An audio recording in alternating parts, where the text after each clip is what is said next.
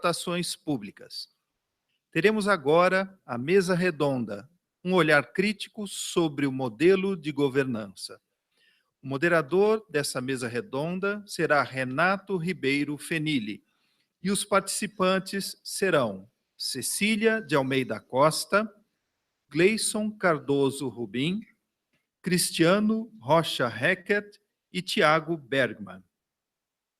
Renato Ribeiro Fenili é analista legislativo da Câmara dos Deputados, bacharel em Ciências Navais, mestre e doutor em Administração pela Universidade de Brasília, diretor da Coordenação de Compras da Câmara dos Deputados, professor de Licitações e Contratos, Administração de Materiais e Administração Pública, com livros publicados nessas áreas. É colaborador e palestrante da Escola Nacional de Administração Pública. Cecília de Almeida Costa é especialista em gestão pública pela Fundação Getúlio Vargas e em Direito Administrativo pela Universidade Estácio de Sá. É servidora do Ministério Público da União e chefe da Divisão de Contratações e Gestão Contratual da Procuradoria da República no Distrito Federal. Gleison Cardoso Rubim integra a carreira de especialista em políticas públicas e gestão governamental desde 1998. É licenciado em matemática pela Universidade de Brasília e especialista em matemática e estatística pela Universidade Federal de Lavras.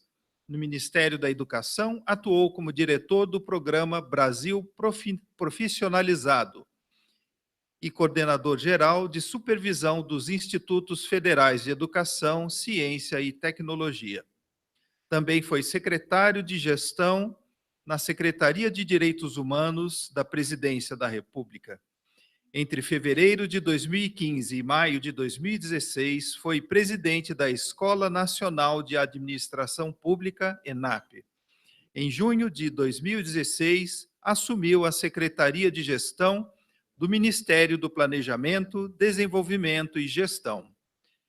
Cristiano Rocha Heckert é doutor em Engenharia de Produção pela Universidade de São Paulo.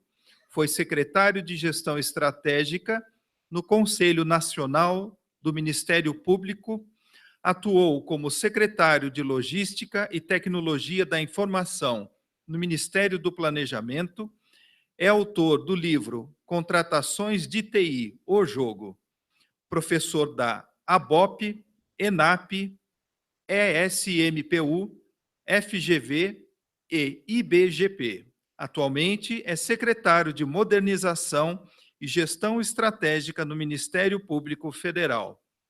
Tiago Bergman é bacharel em Ciências Contábeis e licenciado em Matemática na Universidade de Brasília. Mestre em Administração, área de concentração Finanças pela mesma instituição. Atualmente ocupa o cargo de analista judiciário, especialidade Contabilidade no Tribunal Superior Eleitoral, com atuação nas áreas de auditoria, prestação de contas eleitorais e partidárias e de licitações e contratos. É professor e palestrante em diversas empresas privadas desde 2011 e na Escola Nacional de Administração Pública desde 2013. Ao longo da mesa redonda serão permitidas perguntas. Aos que desejarem fazer as perguntas, solicitamos que peçam o microfone aos dois colegas que vão estar nos corredores laterais. É necessário a utilização do microfone, tendo em vista que a palestra está sendo transmitida ao vivo. Obrigado e bom evento.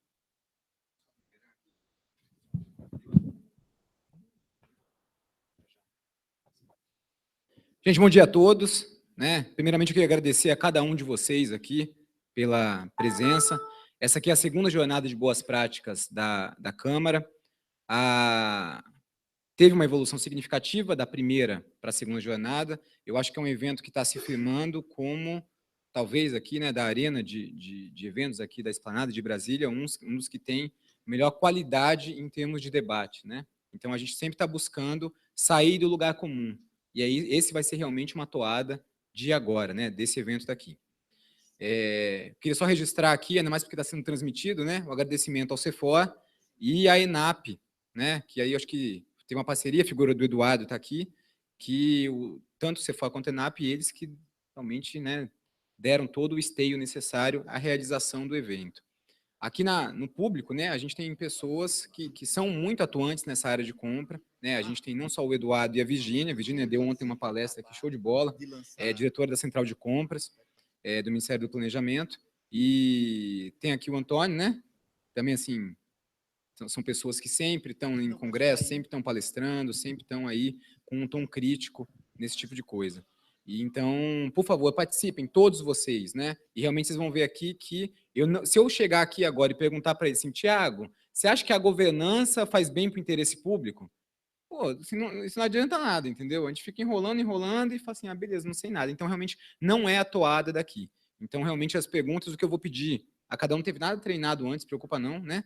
Mas eu vou pedir que cada um de vocês seja sucinto nas exposições para a gente conseguir, dentro do possível, né? Para a gente conseguir fazer render aqui o nosso tempo.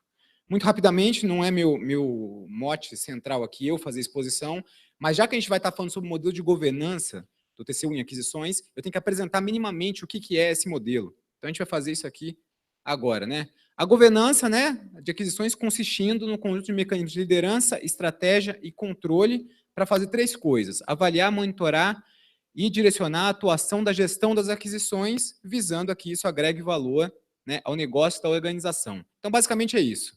É avaliar, monitorar e direcionar a gestão através de mecanismos de liderança, estratégia e controle, que são esses mecanismos de governança. Basicamente, isso aí faz, né, é o exercício prático da teoria da agência, em que nós todos, como agentes de compra, somos contratados pelo cidadão para prover o melhor interesse a ele. Tem a simetria de informação, todas as coisas aí que subjazem essa teoria.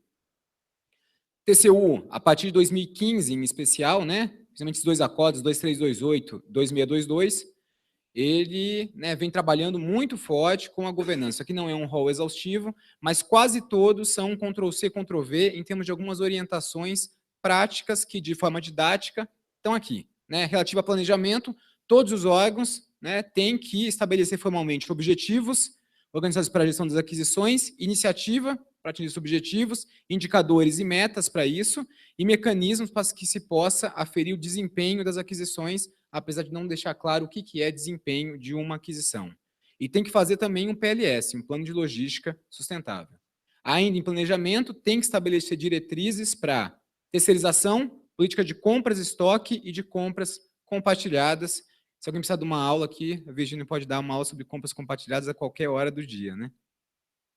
Ainda em planejamento, aí entra bastante, né? O TCU fala, você tem que fazer um plano anual de contratações, sendo aprovado pela mais alta autoridade do órgão, para ter legitimidade, divulgar esse plano na internet e acompanhar e corrigir desvios. Organização e estrutura, né?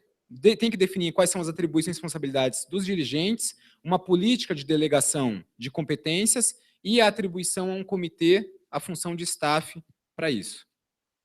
Direção, né, plano anual de capacitação, gestão por competências, escolher dirigentes de função-chave da área de compras com base em perfil de competências e colocar isso na prática. Talvez uma das maiores dificuldades que a gente vê hoje em termos de gestão pública, e eu vou cutucar esses 4 aqui com relação a isso, com certeza.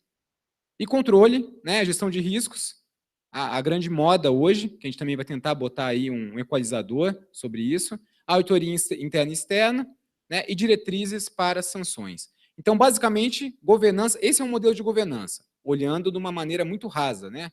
Eu tenho que ter plano anual de compras, PLS e fazer uma gestão estratégica de compras. Tem que ter estrutura, em termos de divisão de responsabilidade e autoridade, o comitê, fazer gestão por competências, fazer gestão de riscos e ter diretrizes para sanções. O negócio aqui não são variáveis vistas de forma estanque, que uma está independente da outra. Não, é quase como se tudo fosse parte aí de uma engrenagem, de um trem. Só que olhar isso daí, eu não estou discutindo muito bem o modelo para apresentar para vocês. O modelo, se a gente fosse olhar de uma maneira um pouquinho mais minudente, ele seria mais ou menos isso aqui. Essas 8 variáveis, né? PLS, gestão estratégica de compras, plano de compras, políticas e estratégias gerais, que aí já é um mundo, né? diretrizes para sanções, gestão por competências, estrutura e gestão de riscos como variáveis preditoras da governança. Mas o que ocorre é que as variáveis independentes, essas aí que estão em branco, né, elas conversam entre si também. Então, o que eu tenho? Eu tenho, na verdade, que o PLS ele vai influenciar a minha gestão estratégica de compras, o meu plano anual e as minhas políticas gerais, por exemplo. A política de estoque ela tem que se valer de alguns ditames do PLS. Tá? Se eu olhar a gestão estratégica, o desdobramento dela é um plano anual de compras. Se eu olhar a gestão por competências, ela vai influenciar tudo, né? Todo o resto. Se eu olhar a estrutura, é com base na estrutura que eu consigo tocar bem os meus trabalhos. Se eu olhar a gestão de riscos, influencia tudo. Eu tenho que fazer gestão de riscos sobre tudo. Então, o modelo que a gente vai estar discutindo agora, né, é esse. Jesus amado. É isso. No fundo é isso. Esse aqui é o modelo que a gente tem de governança. Isso aqui é para entender o quê? Se eu tiro uma pecinha daí, eu atrapalho o modelo e ele fica frágil. É só para você não falar assim, ah, não, eu tenho um plano anual de compra, eu tenho PLS, então eu tirei 2 de 8, eu quase estou passando. Não. Se você não faz gestão por competências, acaba ficando uma coisa meio proforme. Tá? E o fato, né, que a gente tem aqui é que o TCU, a partir de 2015, ele mudou muito, né, o modo de encarar a gestão de compras. Se em 2007 ele falava assim, olha, órgão, você tem que planejar para evitar fracionamento.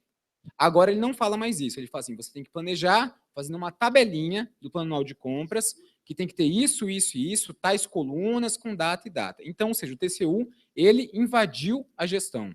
E ele não tem base constitucional para isso. Ele não tem base legal para isso. A base que ele tem para isso é o planejamento estratégico do TCU, que fala para ele, né, invadir. Então, eu queria começar perguntando para minha cara, a etiqueta me diz isso, né, que eu tenho que fazer, para minha cara amiga Cecília. O que você acha dessa invasão, entre aspas, que o TCU fez na gestão sem base para isso? Vai ser assim, né? O negócio é assim. Bom dia a todos. Bom, assim, essa invasão do TCU, ela foi boa, né? Porque assim, ela tem capitaneado muitas mudanças importantes na área de contratação, né? Acho que a gestão de riscos, a gente pode citar, de tanto eles falarem, tem que fazer gestão de riscos, tem que fazer gestão de riscos. Ministério do Planejamento expressa normas com relação à gestão de riscos, e aí nós temos aí agora a gestão de riscos nas contratações, né? Por outro lado, a gente cria um problema que é o de as pessoas que executam, que estão na área de gestão de compras, de contratações, começarem a agir para somente obedecer à norma. Né? Eu vou fazer isso porque o TCU fala que tem que ser feito assim. Né? E aí, obedecer à norma é importante, né? Isso daí é a conformidade. Mas conformidade é pressuposto, não é o resultado almejado pelas contratações públicas. Eu não faço contratações para simplesmente obedecer ao que o TCU diz, ao que as normas dizem, né? Então, eu acho que, assim, isso, por um lado, deixa um pouco relegado a parte de se estabelecer resultados mesmos para essas compras, né? Qual que é o impacto que eu quero gerar com aquela minha contratação de vigilância ali no meu órgão, né? Eu não analiso muito as soluções com base em critérios, né? Porque o foco fica muito na execução e na obediência à norma. Já que ele está distraído, Tiago, o que você acha, então, né? A Cecília já deu aí um apanhado, dessa falta de base do TCU e ele invadir a gestão sem base para isso? É uma coisa que tem volta, não tem volta? É bom ou é ruim? O que você acha? Tenho vários amigos do TCU, posso falar isso bem tranquilamente, é muito ruim. Né? Acho que demonstra uma falha da nossa gestão. Eu acho que o Estado brasileiro, já que você falou da dimensão de gestão de competências e falou da dimensão pessoas, eu acredito muito nisso. Eu acho que quando você olha a estrutura de carreira, a estrutura remuneratória dos órgãos, você tem ali, se você falar assim, olha, pergunta para uma pessoa, servidor de um determinado órgão, você quer ir trabalhar onde? Não, eu quero ir trabalhar no Banco Central, quero trabalhar no TCU, quero trabalhar na CGU. Então, ninguém quer falar assim, eu quero ser chefe da área de licitações, né? Porque eu quero ser diretora da central de compra. A pessoa até cai, às vezes até gosta daquilo, mas então eu vejo que a gente tem a gente até tem esse problema, né? Eu vejo que as carreiras da área de controle, elas são mais valorizadas e por uma série de questões, né? Então eu vejo que o TCU ele invadiu essa competência porque muitas vezes não tá tendo uma reverberação do outro lado. E aí o outro lado também tem culpa nisso, né? Eu vejo muitas vezes você sabe o que tem que fazer, sabe o que é correto, sabe como é que você tem que gerar o resultado, só que você não consegue convencer, você enfrenta uma resistência política. Eu vejo, já ouvi isso de várias pessoas, tá assim, por que você vai fazer? Não, porque o TCU mandou.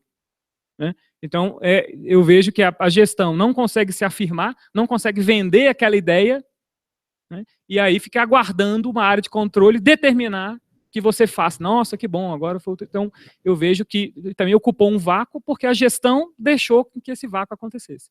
Então, eu acho que a gente tem que buscar esse equilíbrio da paridade de armas, que nossos estudos sejam cada vez melhores, né? Que a gente entenda o que é a competência da gestão, o que é a competência do controle, e isso acho que a gente vai precisar que as nossas áreas de gestão a gente evolua em conseguir vender melhor os nossos projetos, defender melhor as nossas ações, e aí mostrando eficiência, mostrando, e aí todos os mecanismos de gestão de risco, ou de indicadores, eles vêm para poder suportar essa questão. Vou voltar sobre indicadores com você. Com relação a esse modelo, né, aí, esse modelo de governança do TCU, eu entendo, e é uma coisa que até esse evento ele está tocando de uma maneira pouco usual, ele toca em duas das variáveis que talvez a gente, como eu disse ontem, né, a gente varre para debaixo do tapete e nunca aborda, que são pessoas e estrutura. Todo mundo fala de gestão de riscos, mas ninguém fala de pessoas e estrutura. E eu tenho aqui ao meu lado o Gleison. Eu acho que ele tem uma experiência ímpar aí em termos de administração pública e vai agregar muito ao debate. Porque na carreira dele ele foi presidente da ENAP, entre outras coisas, né? Então trabalhou muito com essa parte de capacitação e agora, né, ele é secretário de gestão lá do Ministério do Planejamento. Então ele trabalha, eu entendo, muito com a parte de pessoas, né? Foi antes e agora com a parte de estrutura. Então, assim, você trabalha com as duas coisas que quase ninguém fala a respeito. E eu vou tocar num ponto aí, talvez um pouquinho polêmico, que é a IN5 de 2017, vai substituir a IN2. No meu entender, é uma das normas que vem mais talhado e mais trabalhado a faceta de governança das compras. Se a gente pegar historicamente, eu vou falar aqui da Câmara dos Deputados, mas isso aí eu acho que é um espelho dos outros órgãos públicos, historicamente os órgãos incharam as áreas finalísticas. Mas as áreas meio, em geral a área de compras, né, ela fica sempre congelada e não cresce tanto em estrutura, e fica um gargalo. Se isso acontece aqui, eu imagino que seria, de repente, em um órgão, né, do interior de uma prefeitura, como que é. A equipe, em geral, é equipe. Só que a IN exige que você tenha para cada contratação uma equipe de planejamento, né? Ela faz umas exigências de você ter um fiscal setorial, um fiscal administrativo, um fiscal técnico.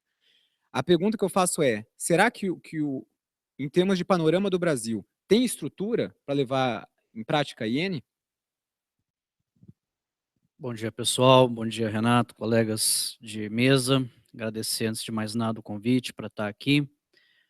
A pergunta ela tem um viés provocativo, né? Essa dicotomia entre área meio e área fim. E aí é importante que a gente faça algumas reflexões. Em primeiro lugar, essa separação estanque entre as duas áreas, ela a cada dia faz menos sentido. Ela começa a ser superada por uma visão de integração em que o planejamento de uma compra tem que ter o envolvimento, pressupõe o envolvimento de quem está na área fim e de quem é responsável por aquela política. O Brasil, por décadas, alimentou um modelo em que a área de compras, assim como a área de gestão de pessoas, a área de TI, a área de serviços gerais, a área de logística de modo geral, Cristiano foi secretário de logística, sabe bem disso, sempre foram vistas como aquele pessoal, para dar o exemplo aqui dos ministérios, que fica lá nos anexos. A área fim é o pessoal que fica no edifício sede, nos diversos andares do edifício sede. E hoje, qualquer organização que queira agregar valor ao seu negócio, ela não vai, por exemplo, prescindir das contribuições que as ferramentas de TI podem oferecer. Mas como é que se faz uma incorporação de elementos tecnológicos se não há uma conversa bastante estreita entre quem toca a área de TI do órgão e aqueles que são responsáveis pelos projetos finalísticos? A bem da verdade, Renato, nós não apenas não deveremos ter uma ampliação das equipes que lidam com processos de compras, como a tendência é exatamente inversa, que essas equipes sejam cada vez menores. O mesmo acontecendo com as áreas de gestão de pessoas. E aí passa a ter um peso maior, por exemplo, os instrumentos que nós temos para dar suporte a esses processos. Quero aqui, para não ficar apenas falando de teoria, dar um pequeno exemplo. A Virgínia, que o Thiago acabou de dizer que está com o cargo dela preservado, o emprego dela preservado por muito tempo, porque ninguém quer ser diretor da central de compras. A Virgínia coordena lá, entre outros projetos, a nova solução de mobilidade de servidores na administração pública, que é o TaxiGov. O TaxiGov ele está exigindo não menos do que a desativação do setor de transporte em todos os ministérios. Nós estamos eliminando figuras como o chefe da garagem, chefe do transporte, e uma quantidade até exagerada de pessoas que se dedicam a uma função que tem um caráter meramente acessório. Nenhuma organização existe por conta do setor de transporte. O setor de transporte ele deve dar a sua contribuição, mas como meio, como suporte, como um elemento de caráter acessório, não é de caráter essencial. E esta área que a Virgínia coordena, esse projeto do TaxiGov, está fazendo com que várias das pessoas que atuam nesse setor sejam remanejadas para outras atividades. E a gestão deste serviço vai ser feita de forma centralizada, na área que a Virgínia coordena, por uma equipe de 10 a 15 pessoas, para fazer isso para o governo inteiro. Antes nós tínhamos 10 a 15 pessoas em cada órgão. E olha que nós poderíamos ter situações aí com estruturas ainda maiores. E o que é que vai dar a condição de sustentabilidade desse modelo? Uma série de ferramentas tecnológicas, um modelo totalmente novo, toda uma agregação e integração de funções que faz com que as coisas praticamente rodem sozinhas, sem tanta necessidade da interferência de cada pessoa em cada etapa do processo. Em relação a estruturas, para não me alongar demais, quando a gente pensa em estrutura, nós não devemos olhar apenas a base. Normalmente se confunde estrutura como a quantidade de cargos e de funções necessárias para o funcionamento de uma determinada atividade. Eu devo olhar principalmente a parte mais alta da estrutura e ver o quão distante essa parte mais alta está de decisões que influenciam a gestão de compras e de aquisições. Aquele diagrama que o Renato mostrou lá, com aquelas linhas de interação cruzando para todos os lados, ele pode ser visto a partir da perspectiva da governança, ele é mais fácil de ser compreendido em vez de olhar cada um dos componentes que a integram. Se você olhar pela governança, o dirigente ele precisa, sim, se imiscuir em questões de gestão de risco, de controle, de sanções, de estratégia e, inclusive, do plano de compras. Porque no Brasil a gente faz compra assim, libera o orçamento em novembro, em dezembro todo mundo tira as ideias do que é que vai fazer com aquele orçamento que foi liberado, e aí nós temos em um único mês 60% mais compras do que nos outros 11 meses do ano. Isso não tem perigo de dar certo. Não tem a menor chance de dar certo. Então, se não tem um planejamento realmente que distribua isso ao longo de todo o exercício, a despeito das dificuldades orçamentárias, e aí por isso o gestor da cúpula tem que estar envolvido, porque ele é quem pode oferecer caminhos e encontrar alternativas, nós teremos apenas cada um no seu respectivo componente, quem cuida de plano de compras fazendo o seu planejamento e achando que o seu trabalho não influencia o de ninguém e não depende de ninguém. E é isso que a gente precisa superar. Vou fazer uma pergunta aqui para o Cristiano. O Cristiano também tem uma vivência muito grande nessa área, né? O Cristiano foi secretário de Logística, está no Ministério Público Federal agora, né? E eu queria fazer uma provocação no seguinte: a gente teve umas entrevistas recentes para a ENAP, né? de alguns, eu comentei isso ontem também, de alguns juristas falando que entende que não se deve fazer política pública, né, mediante as compras públicas, ou seja, o poder de compra não seria ele, talvez, o maior artifício para você fazer uma política pública. Tem gente que fala, até o Massal mesmo é um dos que falam, né, que se você gasta mais em compra para fomentar a micro e pequena empresa, teoricamente está tirando dinheiro de outras políticas mais prementes para o Brasil, como educação, como saúde. Ainda assim, tem todo um aspecto de sustentabilidade muito pouco tocado no modelo, porque acha que sustentabilidade é só ambiental, e esquecem muito o aspecto social e econômico. Na sua visão, compra pública é para fazer política pública ou não? Obrigado, Renato. Em primeiro lugar, também, bom dia. Obrigado, Renato, pelo convite para estar aqui. É um prazer participar desse debate. Eu tinha até elaborado alguns slides que, inclusive, tocam nesse ponto. Eu deixo depois à disposição aí de quem quiser consultar. Mas essa era uma situação que eu vivia diariamente enquanto secretário de logística e acho que o Gleison deve estar experimentando, porque cotidianamente a gente recebia propostas de alteração na Lei 8666 ou outros normativos que regem as contratações por entendimento de diversos parceiros aí, de outros órgãos de governo, de que as compras governamentais eram um instrumento importante para viabilizar as políticas setoriais de cada uma das agências de governo, né? E é claro que esse entendimento ele surge com uma certa naturalidade, principalmente na cabeça de quem trabalha na administração pública, dado o peso que o Estado tem na economia brasileira. Nós não estamos falando de um mercado desprezível, as compras governamentais movimentam aí mais de 50 bilhões por ano, falando só de governo federal, né? Então, isso tem um impacto na economia, mas, como eu gosto de ressaltar, toda compra governamental, e aí vai em linha com o que o Gleison falou, ela precisa partir de uma necessidade. Eu não vou comprar para gastar o orçamento, eu vou comprar para atender uma necessidade da administração pública, tá certo? Uma necessidade para que eu viabilize a minha política finalística, ou para que eu busque no mercado um parceiro que vai me suprir com bens e serviços necessários ao funcionamento do meu órgão e à consecução da minha missão institucional. Esse é o primeiro objetivo. Como objetivos secundários, vem sim fomentar a economia, gerar empregos, promover sustentabilidade, mas como objetivos secundários. Tudo parte da necessidade. E aí eu concordo, em princípio, com esses juristas que falam que muitas vezes a coisa tem se invertido. A gente tem gastado além do que deveria, mas isso vai também de uma concepção de Estado, né, que aí a gente pode aprofundar ou não esse debate aqui, de um Estado mais intervencionista, mais indutor, que entre mais na economia ou menos. Mas eu me alinho com essa visão de que a gente deve atender prioritariamente uma necessidade e secundariamente esses outros objetivos.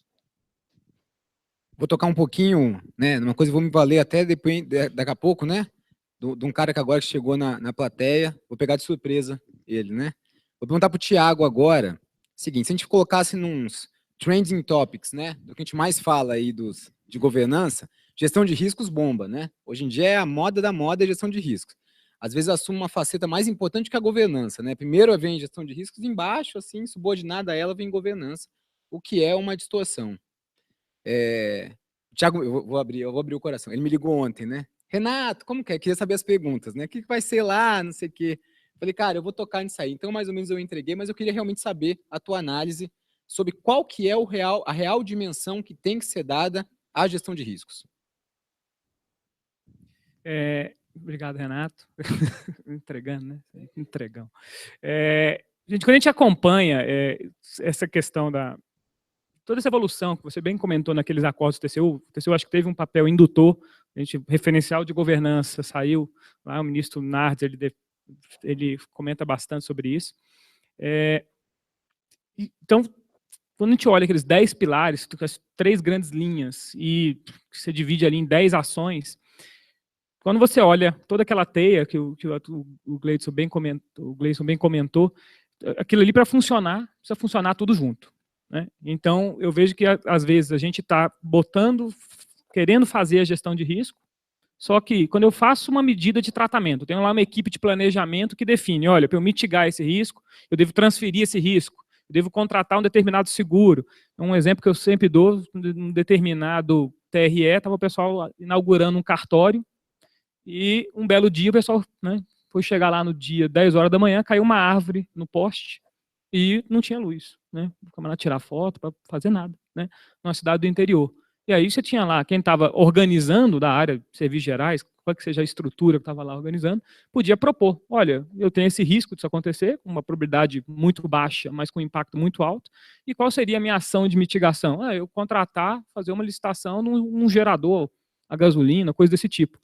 E está ali a ação. Quem vai tomar a decisão? Não, isso aqui está muito caro, está muito oneroso, eu não vou fazer isso. Ou não, eu quero porque eu tenho que fazer aquilo naquele dia. Quem vai tomar essa decisão? É o autodirigente, né? Então, eu falo, não adianta nada você cobrar da pessoa fazer todo esse trabalho de identificar risco, de propor soluções, se isso não tiver no plano de compra, se o autodirigente não tiver definindo isso como uma estratégia, isso aqui ali tem um risco de imagem para aquele. Então, se não adianta você olhar só esse pedacinho se as outras partes não estiverem funcionando, né? Então, esse é toda vez que eu falo de gestão de risco, eu comento o seguinte, não adianta nada você criar todo um arcabouço de artefatos de gestão de risco se essa governança não for aprimorada. Eu só tenho uma ressalva, Renato, que a gente já faz gestão de risco sempre. Então, a gente faz gestão de risco desde sempre, né? Então, isso é uma moda que não é bem uma moda. Talvez seja uma moda da gente tentar fazer isso de forma formalizada, da gente colocar isso na nossa agenda ali de prioridades, mas a gente já faz gestão de risco há muito tempo, né? Eu costumava, um outro exemplo que eu dou numa contratação, eu peguei um estudo técnico preliminar, e aí tinha lá uma seção, mapeamento de risco. Eu falei, opa, que massa, né? Pô, o pessoal já está fazendo isso.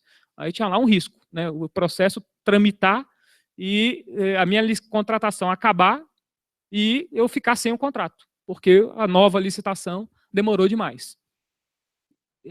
Aí, risco 2, não tinha. Eu falei, você jura, né? Então, se você, acontecer de você ficar durante a execução, era uma contratação de terceirização, durante a execução, aqueles terceirizados bateram o carro, né, foram passar o final de semana em Caldas Novas, bateram o carro, os 4 não vieram trabalhar no outro dia, né? E aí, o que você... Qual o plano que você tem? Eu tenho certeza que esse gestor, esse fiscal de contrato, ele tem o plano na cabeça dele. Eu tenho certeza absoluta que ele tem isso. Porque ele fica naquela, garantia sou eu, né? Ele bate no peito e fala, eu vou dar um jeito, eu vou lá operar, o cara vai dar um jeito, né? Então, me preocupa isso criar um vulto muito grande e não gerar para a organização resultado. Aí vai ser mais burocracia, né? Então, se isso não tiver alinhado com as demais questões, eu falo, pessoal, nem começa. Nem começa, que você vai ter mais trabalho do que resultado. Porque, como o Gleison comentou, o Cristiano, acho que todo mundo aqui concorda, o que a gente quer é obter resultado. Então, toda a ideia, inclusive do TCU, é como é que eu faço para gerar mais resultado para a sociedade. Acho que esse foco em resultado é uma coisa que a Secretaria de Gestão, o Ministério do Planejamento, está buscando muito, e eu acho que ficou muito claro na narrativa de ontem da Virgínia. A Virgínia falou que ela acaba ficando viciada em inovação, né? Isso aí, que vai aos poucos perdendo o amor à vida, né? Em face do TCU. E esse é um risco novo que aparece também, e é um risco que não é considerado ao longo do processo.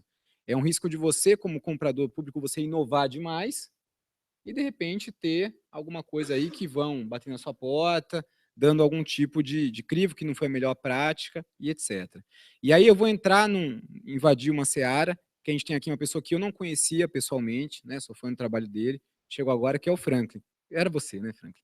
Franklin Brasil, tá aqui, só dá um oi para a galera aí, né? Bem-vindo, né? Não sei se chegou há algum tempo, ele veio transferido aqui para Brasília da CGU, né? Vou deixar você... Segunda-feira chegou, muito bem-vindo aqui, um prazer. E E o que acontece, né? A gente viu a reportagem, mas parece que saiu no Fantástico, em outro programa recentemente, alguma coisa aí de, quase como se fosse um trabalho de hacker, né? De uma transparência aí, não sei se alguém viu isso aí, que de repente o cara cruza os dados do momento que o cara tá fazendo a compra, onde que tava, não sei o que, o gestor, né? Isso aí, de repente, tem todas as informações da vida do gestor público que compra, o que ele quis fazer, ou do negócio que seja do Taxigov, por que fez isso, conversou com quem, reunião com quem que não fez. Então, acaba que isso é um panorama de transparência, né, para tentar mitigar um risco do cidadão de não ter o interesse dele válido. Mas a pergunta é, tem limite para essa transparência ou não? Tem um limite que a gente tem que ser ou pode ter essa invasão mesmo, né, em termos de transparência na atuação nossa aí de opções do gestor? Se puder passar o microfone para ele aqui, por gentileza.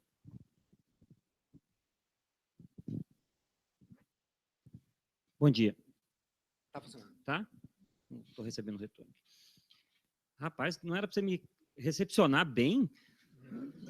Eu achei que ia chegar em Brasília, as pessoas iam me recepcionar assim com... Né, depois te dou um abraço, cara. Por enquanto é a pergunta. Depois te dou um abraço. Tá bom, então. Então, cara, é difícil estabelecer um limite para algo que a gente ainda nem sabe como lidar, né? O fato é que a gente está passando por mudanças culturais, eu acho, muito fortes, né? Mudanças culturais no sentido de engajar o cidadão na vida pública, mudanças culturais na forma como a mídia lida com o setor público, que é coisa mais estranha do que a gente acompanhar as sessões do STJ, do STF, né? É um negócio que, para mim, era meio maluquice, eu nem sabia que existia TV Câmara, TV Senado, né? A Globo passar a sessão da Câmara no domingo à tarde, né? Não ter Fantástico por causa de sessões desse tipo, eu acho que é uma mudança muito forte, né, na forma como o cidadão lida com o setor público. E, ao mesmo tempo, uma mudança muito forte e, obviamente, pautada por resistências, dificuldades de entendimento, dificuldades de compreensão, dificuldades de assimilação do setor público em relação ao cidadão, né? Qual o nível de transparência que nós vamos oferecer para o cidadão, qual a prática que nós vamos efetivamente adotar em função do discurso que está muito em voga, de vamos ser transparentes, mas até que ponto vamos ser transparentes? Mesmo dentro da CGU, a gente não tem uma clareza disso, exatamente porque eu acredito que é um processo em construção, né? Processos da própria CGU, quando a gente vai criar o processo lá no SEI e definir se o documento é público, é restrito, é sigiloso, dá aquela angústia, e agora, né? Eu fui fazer o meu processo de mudança, de remoção para cá, e tinha que criar um processo no SEI para pedir os benefícios lá da remoção, o transporte, a mudança, né? E tive essa dúvida. E agora? Eu tinha que fazer um formulário padrão e colocar ali alguns documentos, comprovante de residência, a conta bancária, esses negócios todos. O formulário com informações sobre a minha família, essas coisas. E eu fiquei, e agora? Isso é público ou é restrito? Né? Eu não sabia. Eu fiquei em dúvida. E entrei em contato com o pessoal aqui de Brasília, que já tinha experiência nesse tipo de processo. E aí, eu coloco o quê, né? E falaram, não, coloca restrito porque tem informação pessoal, né? Tem lá um campo para você estabelecer que é restrito porque tem informação pessoal. Beleza, fui nesse caminho, mas eu fiquei, mesmo usando essa abordagem já conhecida da casa, já adotada pela casa, eu, como servidor e como cidadão, fiquei pensando, mas será que eu devia usar o restrito mesmo ou o público? Porque, afinal de contas, o poder público vai me pagar para eu sair de Cuiabá e vir morar em Brasília. Vai ter dinheiro público envolvido nisso, vai ter um investimento público nisso.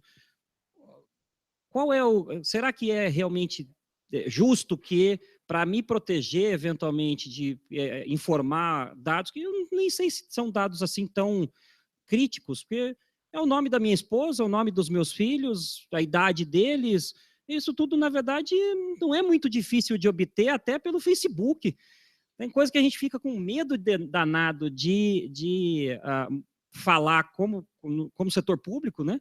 Como, sei lá, servidor público, e as pessoas, na verdade, têm condições de saber muito mais que isso fora das estruturas oficiais, né?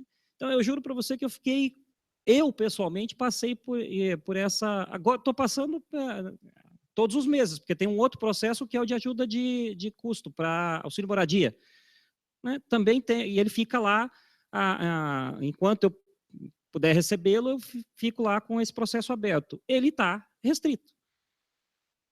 Pela mesma lógica. Tem lá meu endereço. Então, é um dado pessoal e ele está como restrito. É um processo restrito. Até que ponto deveria ser restrito mesmo ou deveria ser aberto?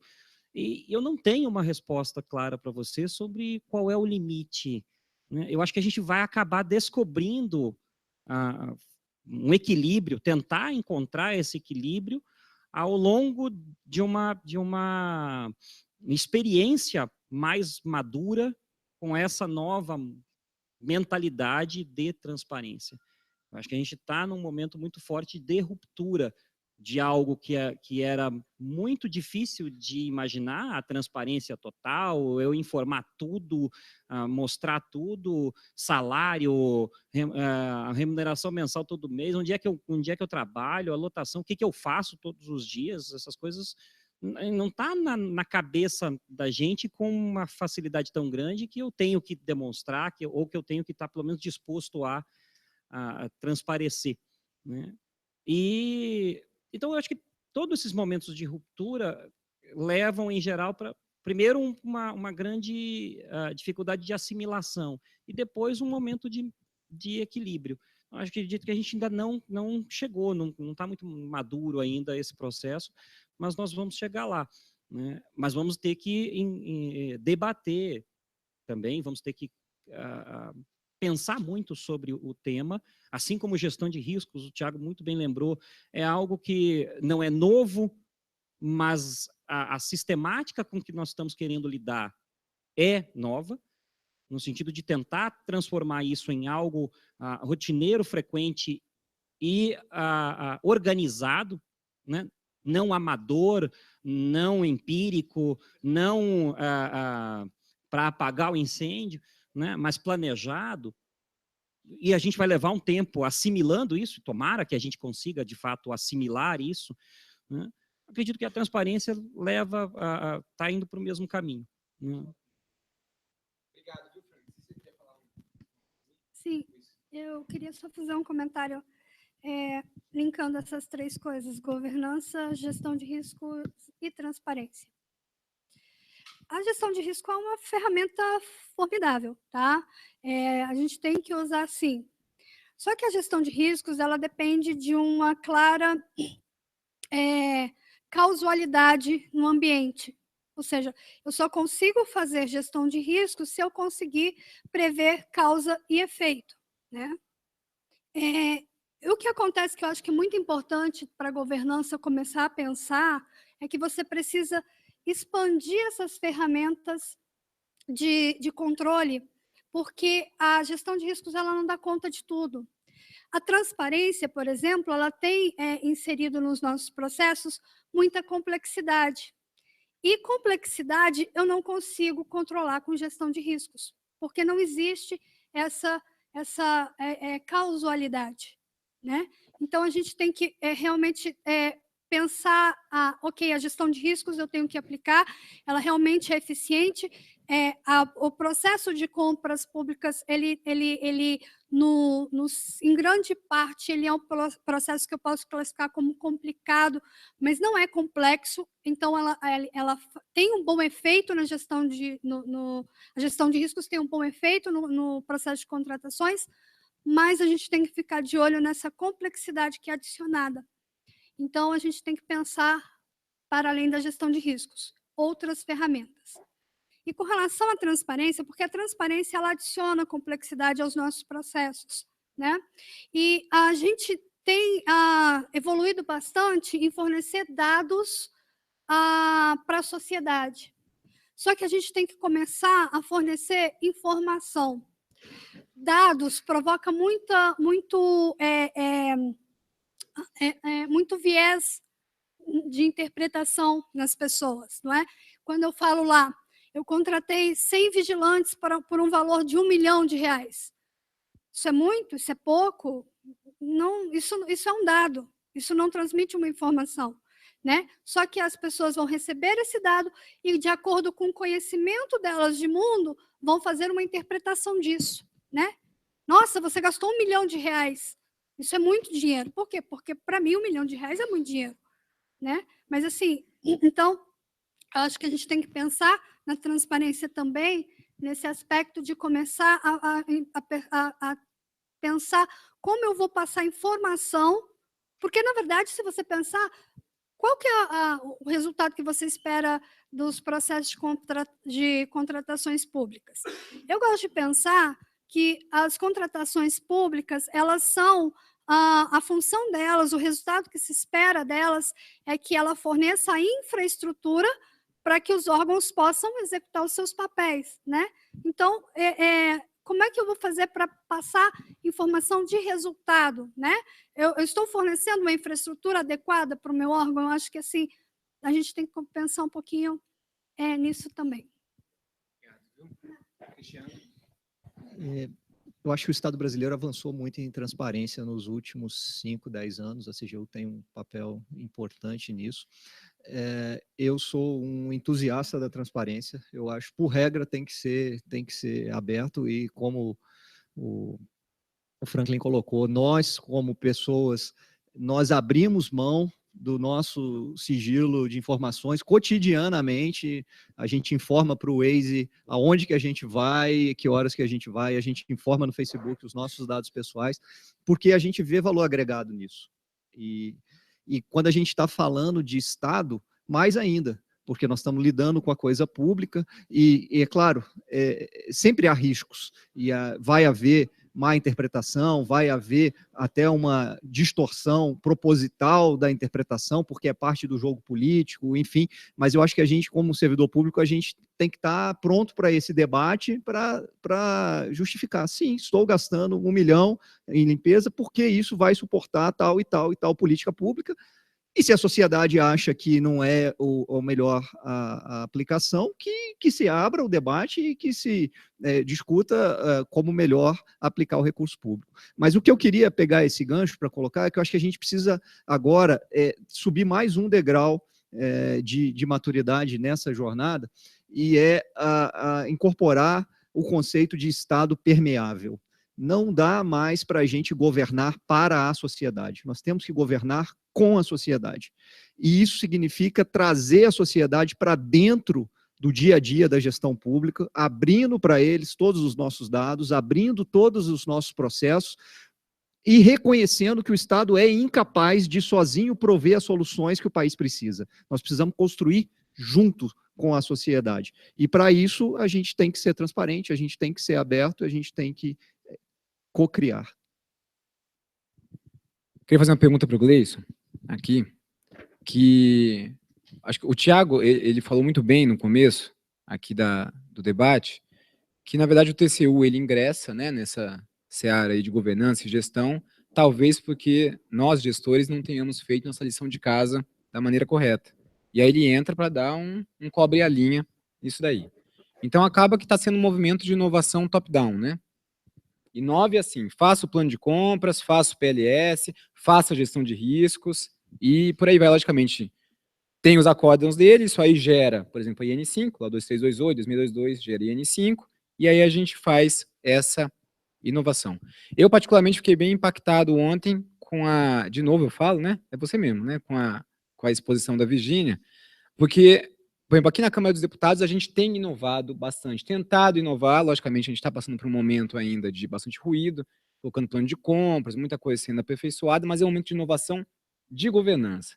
Mas o que ela trouxe ontem é outro tipo de inovação, que é a inovação em termos de modelos de contratação. E o Taxigov é um exemplo desse, como outros, né? Aí que ela falou assim, e ela sempre está, assim, eu olho um negócio, copio e melhoro, né? Por exemplo, o almoxarifado virtual, né? Que você falou do ICMBio, entre outros. Então, é uma coisa que eu vejo que aqui dentro a gente está precisando, eu vejo já algumas iniciativas, mas está começando a pensar nesse outro tipo de inovação, que aí eu vejo que é uma inovação bottom-up, do órgão, da entidade, repensar os modelos de contratação, que seja de um contrato vai para um credenciamento ou do modelo em si.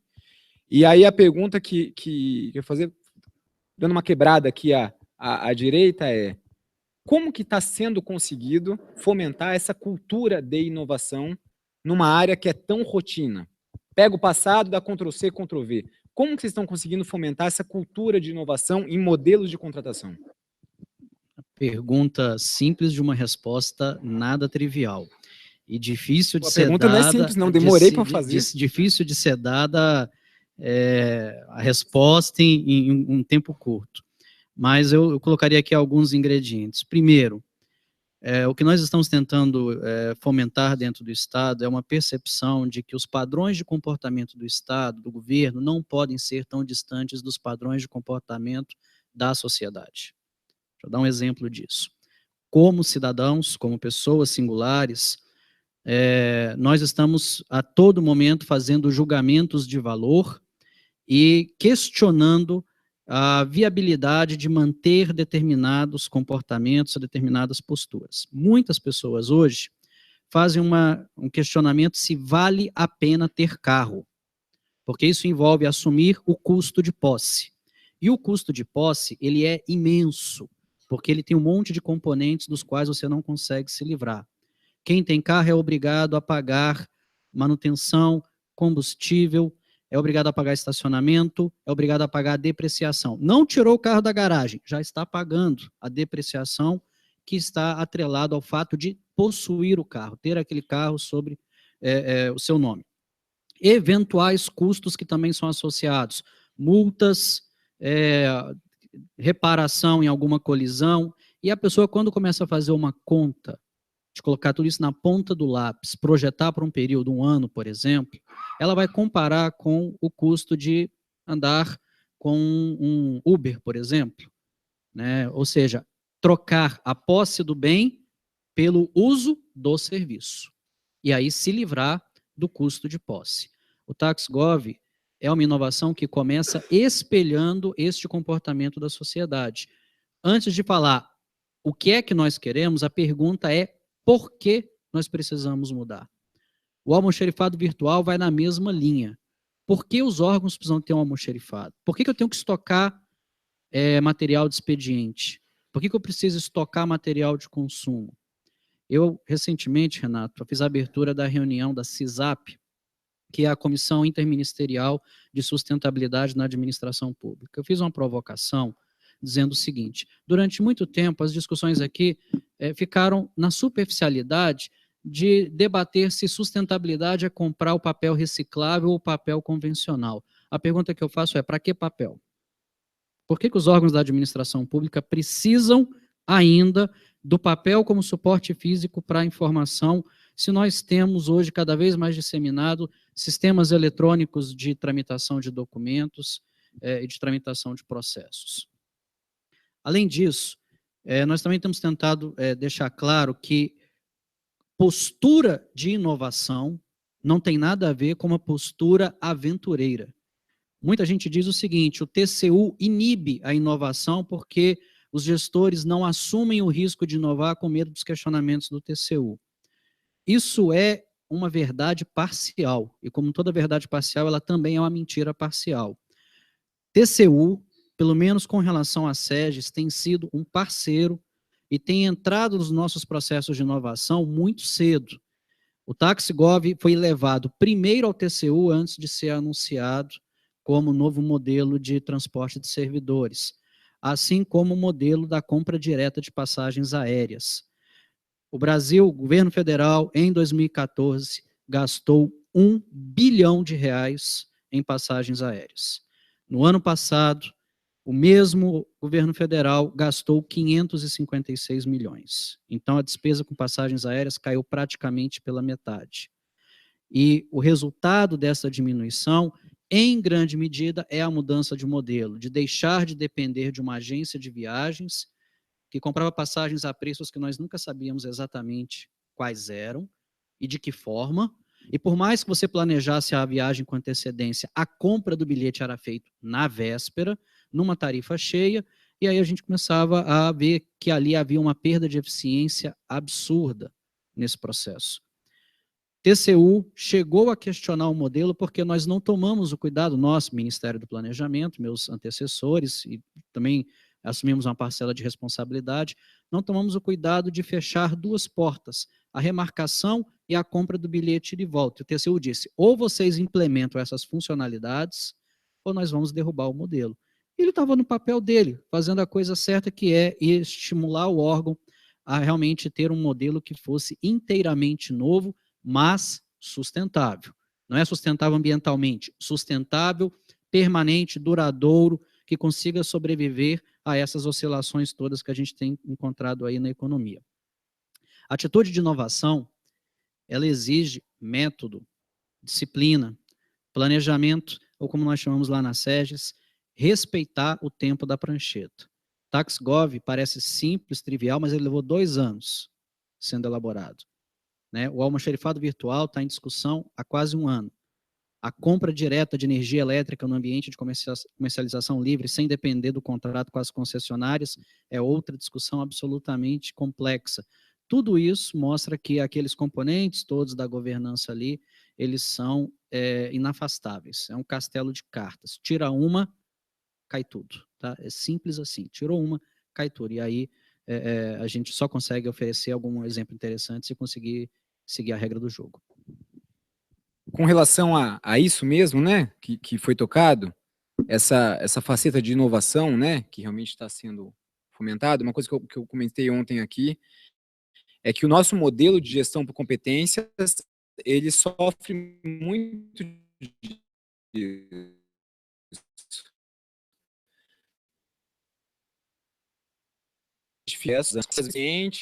Então, você investe no cara num curso X, que vai agregar conhecimento para ele aplicar esse conhecimento que é ineficiente num processo ineficiente.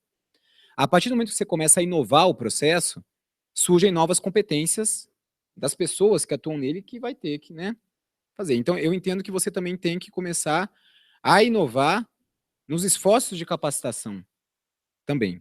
E aí eu só queria tocar rapidamente aqui, até para trazer aqui, quem eventualmente não conhece, o Cristiano e o Antônio, né? Eles têm aí uma iniciativa, virou um livro, né? Sobre gamificação, né, não, Antônio? Antônio aqui, ó, daqui da área de TI. A área de TI é uma área que, ao longo do tempo, se valeu muito, talvez ensinou muito de governança e tem ensinado, né? Na sua também aí dessa área. Começou antes. Eu queria, Cristiano, que brevemente você, junto com o Antônio, falasse sobre essa iniciativa de gamificação enquanto, né, sensibilizador do vetor aí, gestão de pessoas. Legal, obrigado. Mostra o livro aí, Neto, por favor. Pô, tu trouxe livro, cara. Tá. Ele vai sortear, rapaz. Vamos sortear aí no final. Eu queria fazer 2 registros, Renata, aproveitando o gancho da tua pergunta. Primeiro, que muito do que a gente está discutindo aqui de governança nas aquisições é uma construção em cima de uma experiência que começou na área de TI, lá em 2007, 2008, quando se começou a falar em governança de contratações em TI, e aí a primeira versão da Instrução Normativa número 4, lá em 2008, que eu tive o privilégio de trabalhar, depois em 2010, e isso foi amadurecendo um processo que também só foi bem sucedido, porque, como foi colocado aqui pelos colegas já, ele foi construído em cima de um modelo integrado. Uma coisa que a gente dizia lá na época é: não adianta o Ministério do Planejamento baixar uma IN e falar com os órgãos, cumpram. Então, em paralelo com a elaboração da IN, que também contou com uma parceria do TCU desde o primeiro momento, queria aqui registrar a presença do Mamed aqui na plateia também, que é um parceiro desde daquele início de jornada lá atrás. Junto com a construção da IN, se pensou uma carreira de TI, se pensou um programa de capacitação na ENAP, que o Eduardo acompanhou também já há muito tempo, e fruto desse programa de capacitação, que já passou por mais de centenas de turmas, literalmente, em que vários de nós atuamos lá na ENAP, é que veio a ideia da gamificação. Depois de anos aplicando um modelo, né, que já era um modelo não puramente expositivo, um programa montado em cima de exposições teóricas e exercícios práticos em cima dos artefatos da IN4, mas nós percebemos, depois de alguns anos, que a sociedade está mudando, a forma de nós adultos aprendermos requer uma dinâmica diferente de interação, e aí veio a ideia de gamificar esse conteúdo. Então a gente pegou um conteúdo que já vinha sendo aplicado há muitos anos com sucesso e transformamos num jogo de tabuleiro, que também já tem sido aplicado aí nos últimos 2 anos em mais de 30 turmas, né, Neto, com uma avaliação extremamente positiva, em que ao invés do professor chegar lá e fazer uma exposição e depois passar um exercício, a gente coloca a turma em volta do tabuleiro, divide em equipes, e o pessoal vai julgando dado e percorrendo ali um caminho que simula todas as etapas de uma contratação: planejamento da contratação, seleção do fornecedor, gestão do contrato. E ele vai, à medida que ele vai avançando no tabuleiro, se deparando com situações reais que todos nós vivenciamos no nosso dia a dia de gestão da contratação, e através de um jogo de perguntas e respostas, em que ele vai sendo premiado se acerta a pergunta, penalizado se erra a pergunta, o professor vai tendo a oportunidade de dialogar com a turma e de expor o conteúdo, e o resultado tem mostrado que o nível de retenção do conhecimento ao final desse curso é muito maior do que de uma abordagem tradicional. Bom, 11h20 e tanto, né? Chega a hora da gente botar um pouquinho de fogo aqui nesse debate. Vou fazer isso, né? Meu amigo Tiago, sabe quem tem a liberdade, a amizade já de algum tempo, então não vai ficar chateado comigo, né? Perguntinha é a seguinte. É corintiano esse bicho aqui, Deus é mais. Olha só. Tem que ter mais transparência. Vai chegar num equilíbrio, eventualmente, mas, né? Estado permeável, inovações, né? Tem a parte grande aí depois, né, do que está sendo incumbido ao fiscal de contrato, área bem próxima da Cecília. E, ao mesmo tempo, as equipes de compra, né, ao longo do tempo, estão ficando cada vez mais enxutas, as áreas fins com mais demandas, né, não tem uma valorização em termos próprios de uma carreira de logística. A gente tem atividades muito operacionais dessa área de compras, muitos servidores que vão ou agentes que vão para essas áreas, ou que não vão para essas áreas, né, que fogem, ou quando vão, querem sair das áreas, muita rotatividade, muita responsabilidade. E, eventualmente, nessa área também tem muita desmotivação de pessoal. Como fazer gestão de pessoas nesse quadro aí, de rotatividade, desmotivação e enxugamento de pessoal?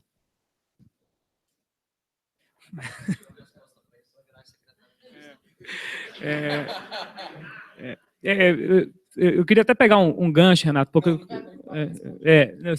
eu estou devendo, tem 2 dias, uma resposta para o Frank, que quando o Frank comentou de transparência, eu falo que no Estado a gente precisa avançar para uma transparência 3.0. E quem assistiu o Fantástico no domingo, ele traz lá aquela experiência de pessoas, né, que estão abrindo ações populares, controlando gastos públicos.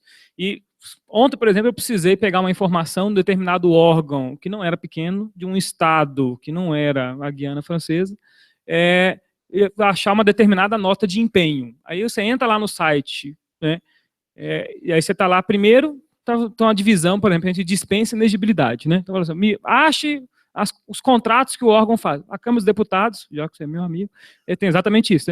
Contratos. Aí a primeira pergunta tem lá assim, escolha a modalidade. Né? Convite, tomada, concorrência, pregão e tal. E às vezes nem um contador do lado, né? Porque eu imagino que você não faça convite tem alguns anos, né? Nenhum contador do lado tem, aí fica lá o bestão, clica lá, né? Para ver, tem um convite e fala assim, não há resultado, né?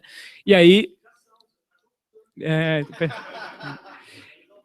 E aí eu fui lá procurar a danada da nota de empenho, e aí eu fui lá, era uma inexigibilidade, né, uma contratação de um curso, e aí abri uma lista, aí tinha o número da inexigibilidade, 1 de 2017, 2 de 2017, e o número do processo. Né? Quem foi contratado? Qual é o objeto daquela... Qual o valor? Né? Então, se eu quisesse achar a nota de empenho, eu tinha que clicar, né, processo a processo para achar. Eu, obviamente, não sou trouxa, eu fui no Google, eu sabia que eu era contratada, achei, descobri o número do processo, aí voltei no site para poder fazer. Então, o que eu falo que a gente precisa de ter no Estado uma transparência 3.0 é, nessa área de compras, e não só na área de compras, mas nos nossos órgãos, a gente olhar para os nossos portais de transparência. Como a gente divulga as nossas informações? Na Câmara dos Deputados, no site da Câmara dos Deputados, você vai lá na área de contratações, acha os contratos da Câmara, e a página de vocês é muito boa, né? Mas depois que eu passei desse primeiro filtro, que foi para pregão, aí eu fui lá fazer uma busca, né? E a Câmara, diferente de vários órgãos, vocês publicam, por exemplo, inclusive os contratos, os aditivos, ou coisa desse tipo. É top, né? Aí eu fui respondendo a dúvida de um colega ontem, falei assim, ó, quanto que se paga na administração para servente? Né? Quais os salários que se pagam? A gente tem a possibilidade de pagar salários acima do piso. E aí eu fui pegar um órgão do Judiciário, um órgão do Legislativo, um órgão do Executivo, e fui pegar, por exemplo, o Ministério do Planejamento. Aí eu entro lá no site do Ministério do Planejamento, o contrato está lá publicado, e o contrato, por exemplo, ele era de junho de 2016. E aí estava lá, vigência até 2017. Cadê o aditivo? Não estava lá. Né? Se eu quiser achar o valor daquele salário, aí eu inferi, porque o salário estava no piso, eu fui olhar o piso da categoria, e eu falei, então eles deve estar pagando piso. Aí eu peguei o piso da convenção agora e falei assim, eu sei o preço que eles estão pagando. Né? Então, quando eu falei em transparência 3.0, é isso. Hoje, o que a gente entende como cumprir o princípio da publicidade? Publicar no Diário Oficial da União? Quantos de vocês leram o Diário Oficial da União hoje?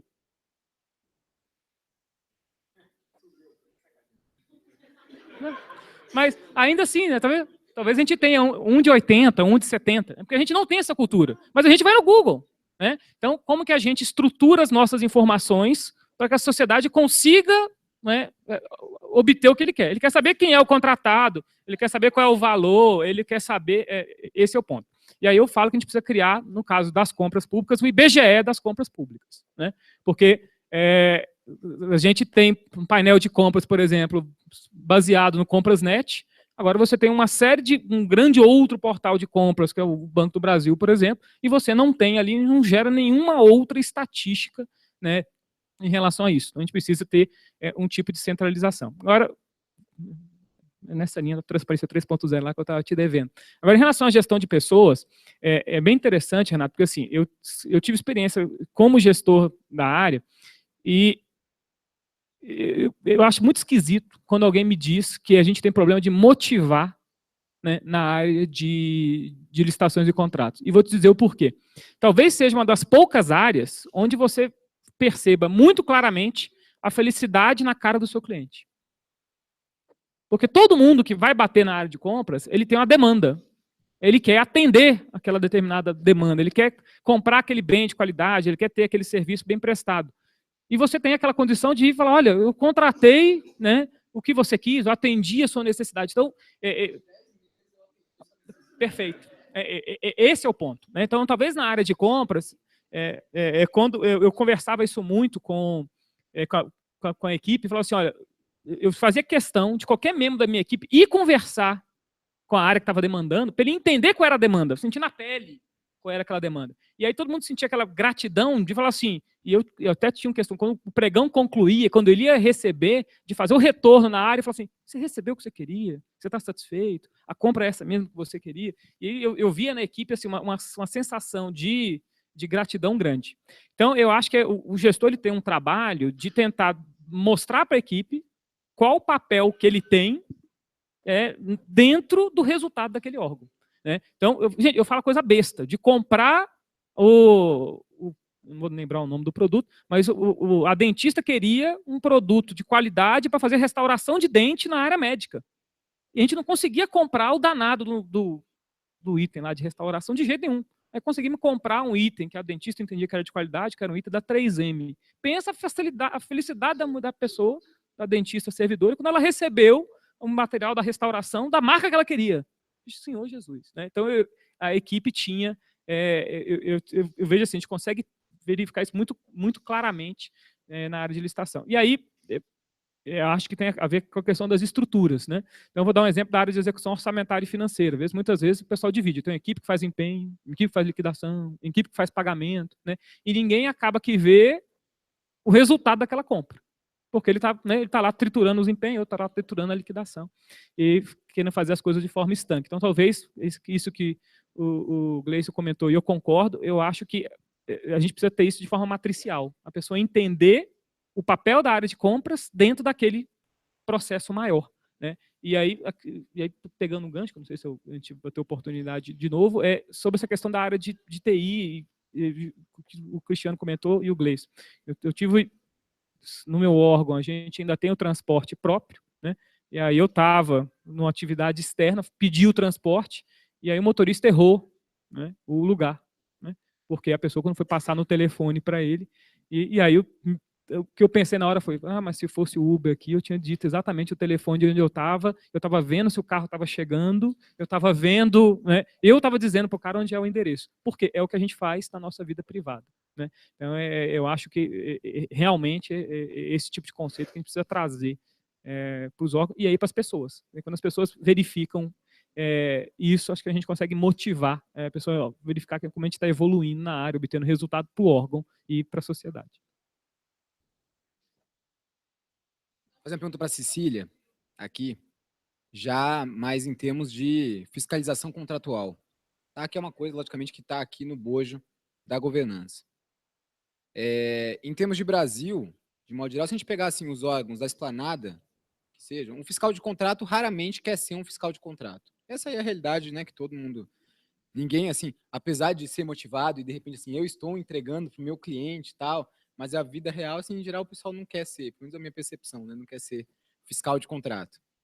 E a gente vê em termos de Brasil, de modo geral, comentei ontem também, eu dei uma capacitação aí para o interior de Goiás, e a realidade é que o fiscal de contrato, quando quer, às vezes, atuar bem, ele se vê preso, às vezes, em termos de forças políticas, né?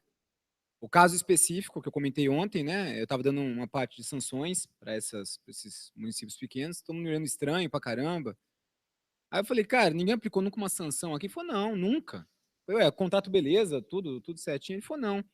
Como que eu vou aplicar uma sanção? Como que o prefeito vai aplicar uma sanção no fornecedor se o fornecedor que garante a eleição do prefeito? Então, basicamente, é uma coisa que a gente vê isso daí. E eu diria que talvez essa parte de aplicar a sanção, que é quando você confere ao servidor, ao agente público, um poder que seria a porta de entrada, talvez, para corrupção. Né? Sempre que o agente público ele tem um poder a mais, seja o guarda de trânsito que aplica uma multa, o servidor é uma porta de entrada para corrupção. Então, entra nessa celeuma aí. Como que, de repente, um fiscal de contrato, que não queria ser fiscal, às vezes, não tem as competências exatas para essa fiscalização, se vê nesse embate de forças aí, né, mais ou menos jogado. O que de repente pode se fazer? E a IN traz algumas coisas, né? Eu acho que essa talvez tenha sido uma preocupação na redação de não deixar um fiscal só ter quase 3, pelo menos, papéis, né, de fiscal.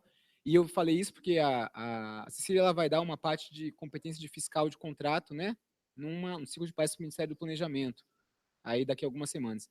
E aí eu queria saber como que você vê essa situação do Brasil, e não que tenha solução, mas como que você vê essa atuação de um fiscal de contrato hoje?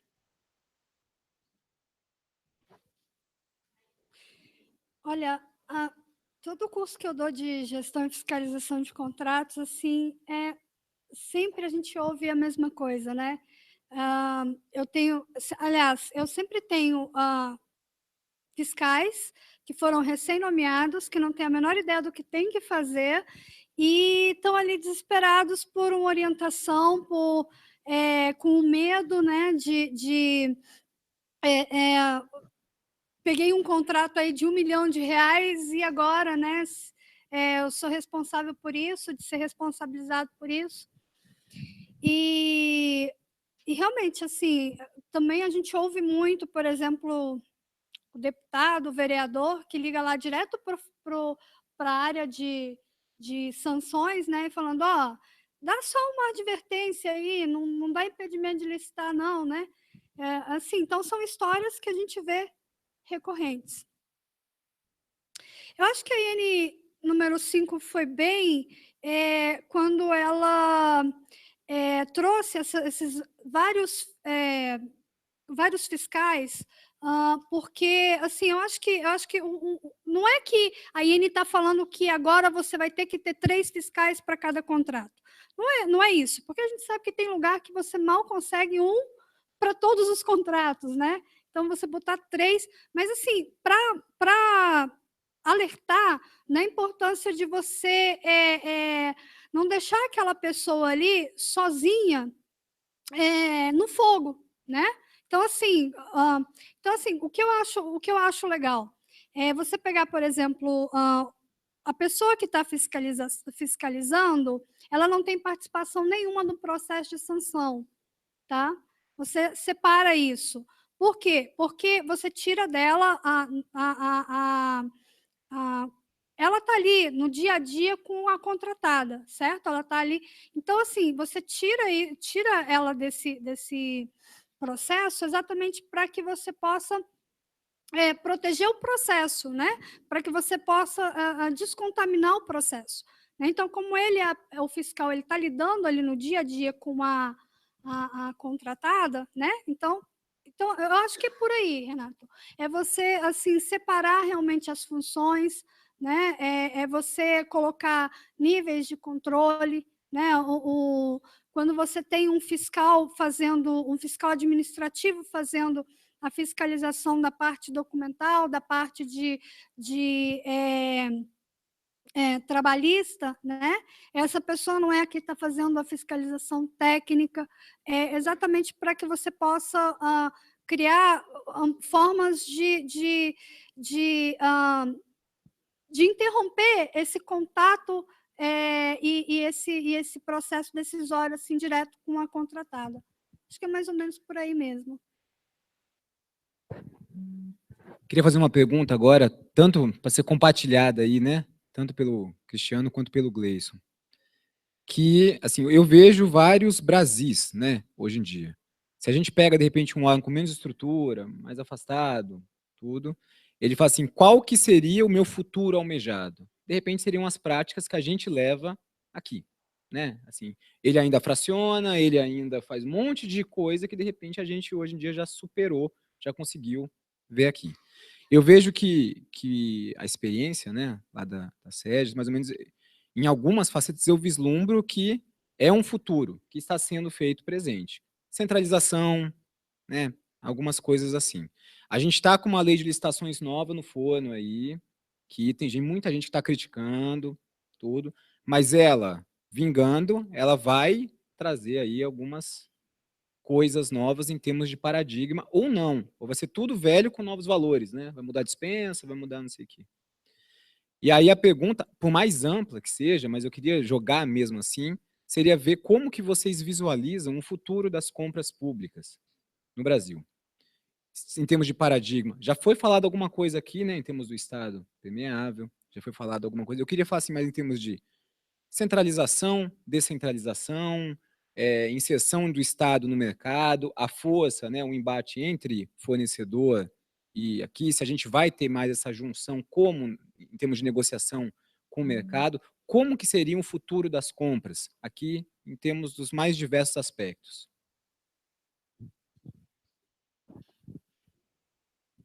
Bom, a gente imagina que haja muito espaço para um uso compartilhado de ferramentas, né?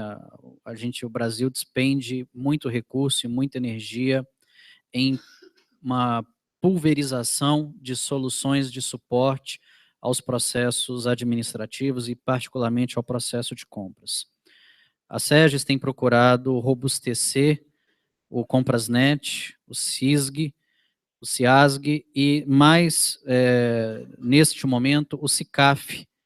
Nós, inclusive, vamos lançar no final do mês um novo sistema de cadastro de fornecedores, tirando dos empresários, dos empreendedores, de ter que fazer aquela via crucis, de ir até o cartório, registrar documento, autenticar documento, para que um servidor possa comparar a documentação física que ele apresenta com os dados que estão inseridos foram inseridos por ele mesmo no CICAF.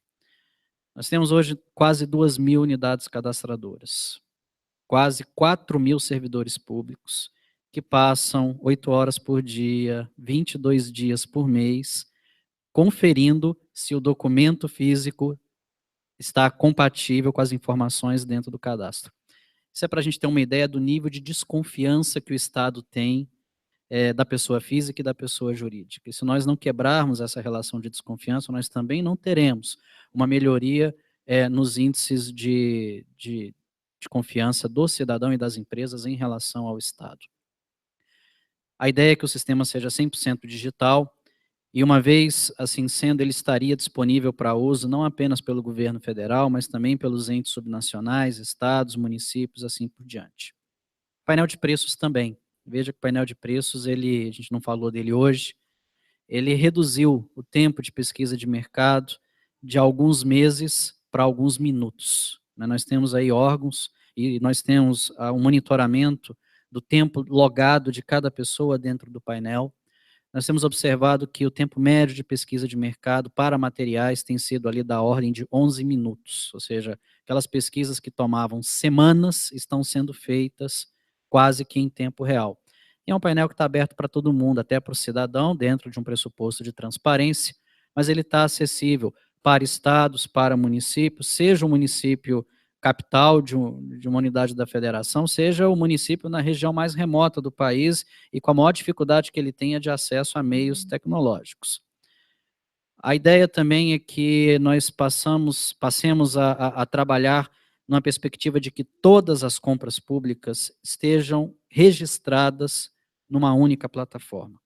Porque a gente faz o convênio e repassa o recurso para a prefeitura e pronto, eu não vejo mais o recurso. De que maneira a prefeitura vai executar o recurso vira um buraco negro, vira um mistério para o órgão repassador, para o órgão concedente.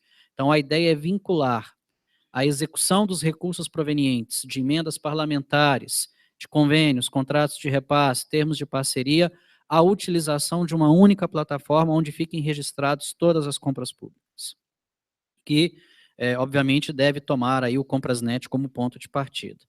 O Brasil não tem ainda um modelo nacional de compras públicas, mas nós sabemos que as compras públicas respondem por quase 10% do PIB brasileiro. É dinheiro demais para que a gente não saiba exatamente como ele está sendo gasto, quais são os fornecedores, quais são as relações estabelecidas entre poder público e mercado na contratação de bens e serviços. Tem muita coisa para ser feita, mas a gente precisa racionalizar o processo, não dá para permitir que cada um saia inventando a sua solução e a gente não consiga fazer as informações estarem acessíveis a todos. Eu acho que algumas tendências dá para a gente inferir, como o Gleison estava falando, né? Primeiro, a gente vai ter um contexto, acho, para as próximas décadas, de bastante restrição orçamentária. Isso vai nos impulsionar a buscar cada vez mais eficiência nos processos. Então, centralização, eu acho que é uma tendência que vai se aprofundar. Uso intensivo de tecnologia, como já foi citado aqui, vai se aprofundar. Transparência, eu acho que vai se aprofundar. Acho que comprar cada vez mais serviços e menos insumos, eu acho que é uma outra tendência também que a gente pode vislumbrar aí para as compras públicas, né? E acho que uma administração mais compartilhada também, não só centralização na compra, mas também toda a gestão do processo da logística, eu acho que vai ser cada vez mais integrada, primeiro, acho que no âmbito do próprio Poder Executivo Federal, mas com o tempo chegando aos outros poderes e aos outros entes da federação, como o Gleison está colocando. A gente está chegando quase ao final aqui do nosso debate, só reforçando, né? Mas agora eu vou abrir, logicamente, para vocês fazerem perguntas aqui para os nossos convidados.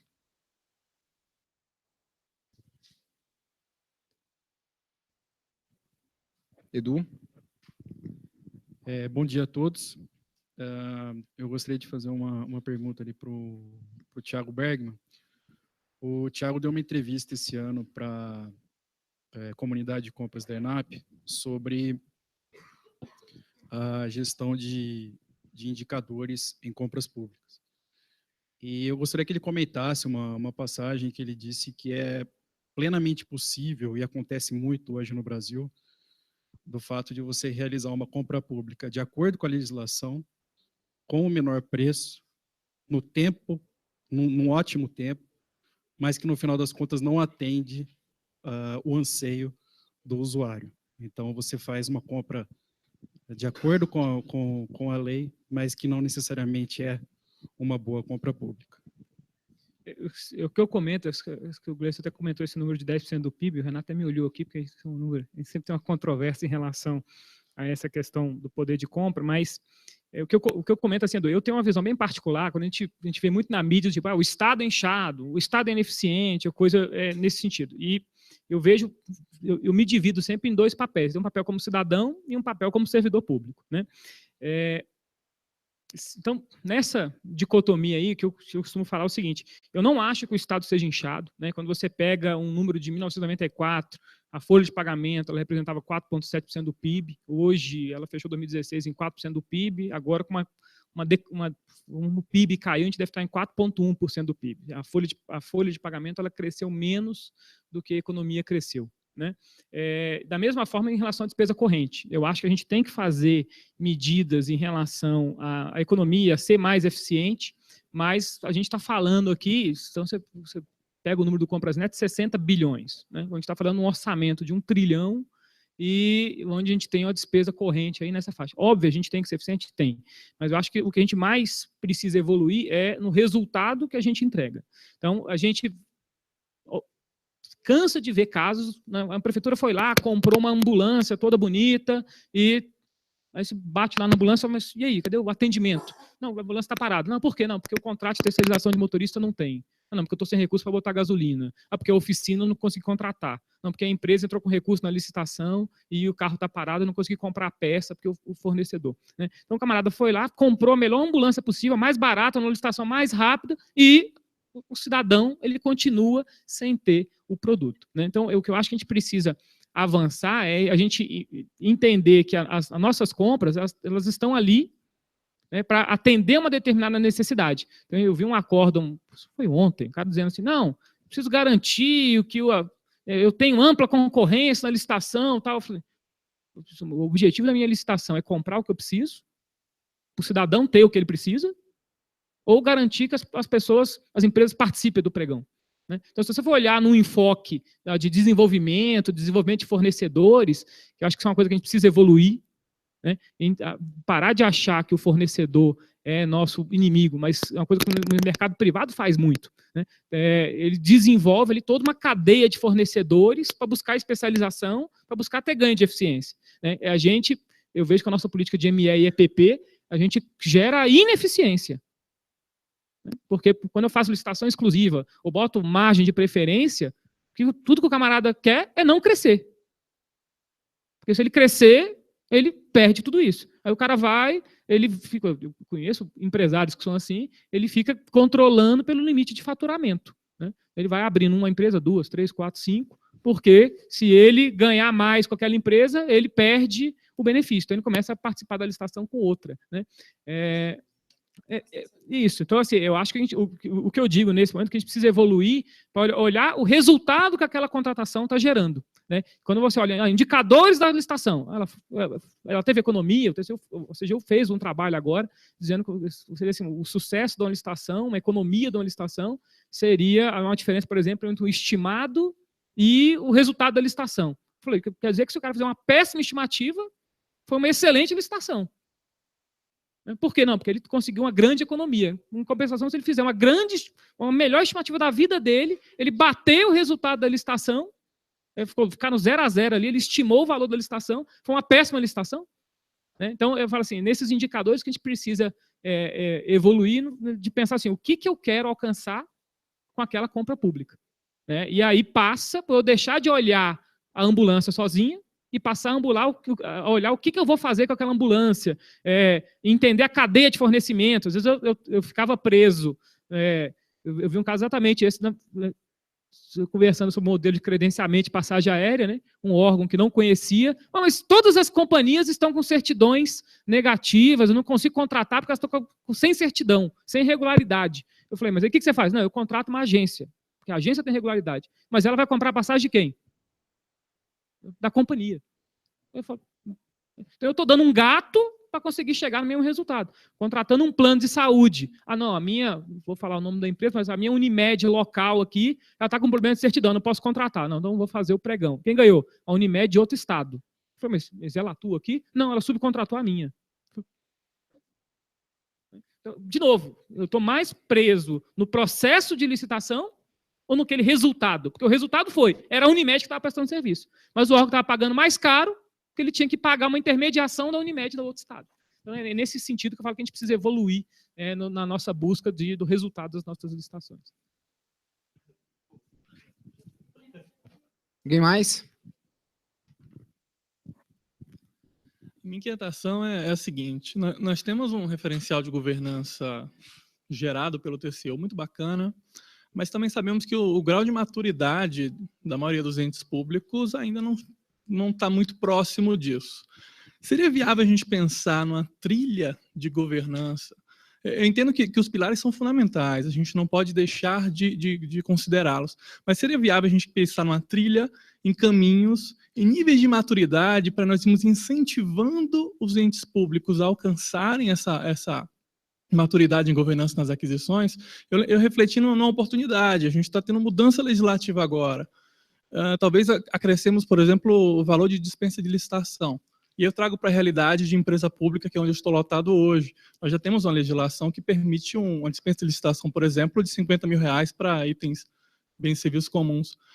Na hora que eu, pelo menos, vi isso, eu pensei, não vou dar R$50 mil para todo mundo, não. É R$16 mil para quem tiver um nível de maturidade baixo. 20 mil para quem estiver fazendo um plano de compras, 25 mil para quem já tiver um PLS, 50 mil para quem está fazendo a seleção de pessoal com todos aqueles critérios, enfim. O que Quase um certificado de níveis de governança. Exatamente. Né? Eu queria muito saber o que a mesa acha disso, que é uma inquietação que eu quase não durmo pensando nisso. Pô, cara. Gente, alguém?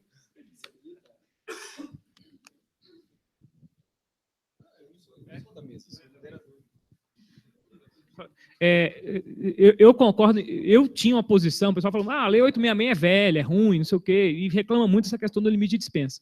Eu tinha uma posição, até outro dia desse, até conversar com um gestor que tem 20 anos de experiência, falei, rapaz, esse limite de dispensa é meio defasado e tal, ele, mas ainda bem que é só 8 mil. Eu falei, mas por quê? Eu falei, rapaz, se com 8 mil a gente já vê o gato que o pessoal faz, você imagina lá na prefeitura de não sei o que lá, Codó, em homenagem ao nosso amigo Santo, né? Lá em Codó, no Maranhão, se o camarada tiver um limite de 100 mil, né? Dependendo do orçamento da prefeitura, aquilo aí vira uma festa. Né? Então, eu concordo com você, eu acho que, e aí, seria assim, a governança da governança. Eu acho que o que a gente precisa entender é ter esse plano de como eu vou implantar. Mas isso só vai acontecer quando o dirigente ele vê o resultado daquilo. E hoje, gente, qual é o dirigente que é cobrado pelo resultado do seu órgão? O meu superior, ele fala, o gestor público ele tem todo esse tipo de dizer não. Porque ele só é punido quando ele diz sim. Vou pagar, vou fazer, vou inovar. Né? Você não vê, seja CGU, seja TCU, dizendo, olha, né, você tem essa discussão com o Frank, acho que uma coisa que a gente precisa evoluir é começar a cobrar o gestor, naquele mandato dele, olha, qual foi o seu planejamento estratégico? Você instituiu? Sim. Você cumpriu? Qual era o indicador que você tem?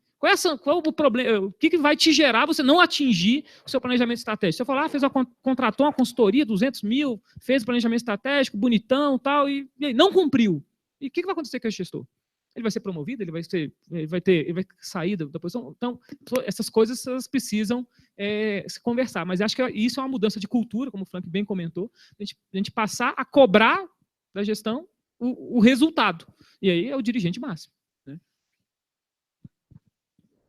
Já em cima dessa discussão sobre a atualização dos valores para as faixas de licitação, nós ficamos 19 anos, né? A última atualização foi feita em 98, então estamos indo para quase 20 anos sem nenhuma atualização. Isso provoca algumas disfunções, especialmente no caso de obras em que os limites de dispensa, por exemplo, a elaboração de projetos, eles já não cobrem sequer o custo do processo de elaboração do projeto propriamente dito. Então, a CGU tem apresentado, inclusive, alguns estudos, né, de cálculos atuariais, para que a gente pudesse propor alguma atualização desses valores. Aí recebemos os estudos, eles trouxeram o índice acumulado desses 19 anos, fizeram uma projeção de valores, e aí a coisa ia para valores, assim, estratosféricos comparados aos atuais. Causa tanto desconforto, mas tanto desconforto, que até os representantes dos principais segmentos do setor produtivo, semana passada eu tive a reunião, por exemplo, com a Câmara Brasileira da Indústria da Construção Civil, e o presidente me contou isso, que ele tomou conhecimento, olha, o pessoal lá do governo está pensando em atualizar os limites lá de convite, concorrência, tal, e perguntou para a equipe técnica dele, o que vocês acham disso? Excelente. Aí, quando for olhar os valores, falou assim, não, de jeito nenhum. Né? Nem eles querem, né, uma atualização que seja feita, uma recomposição que seja feita de uma única vez, né, num único passo. E o Thiago coloca uma questão que é importante, né? Você precisa estabelecer uma proporção entre o controle e a flexibilização. Se eu vou partir para um processo mais simples de licitação, eu tenho que ter um controle mais efetivo, que é justamente o que falta nas unidades mais distantes do governo central, das capitais, das regiões onde os órgãos de controle estão bem presentes. Então, nesse momento nós vamos ter que fazer, nós optamos por deixar isso para discussão dentro da lei de licitações.